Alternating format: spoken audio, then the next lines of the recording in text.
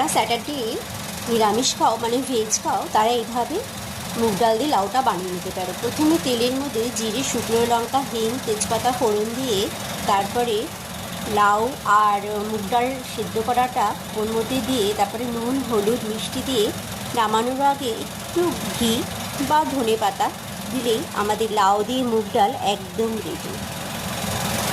আজকে বলবো ঝিঙে আলু পোস্ত রেসিপি। প্রথমে কড়াইতে কালো জিরে, শুকনো লঙ্কা ফোড়ন দিয়ে পোস্তটা লঙ্কা দিয়ে ভালো করে ভেজে ওর মধ্যে একটু বাদাম বাটা দিয়ে যখন পোস্তটা খুব নরম হয়ে যাবে তখন তেলের মধ্যে সমস্ত সবজি দিয়ে পোস্ত বাদাম বাটা লঙ্কা বাটাটা দিয়ে ভালো করে নেড়ে একটু জল দেবে না, তাহলেই আমাদের পোস্ত একদম রেডি, ঝিঙে পোস্ত একদম রেডি।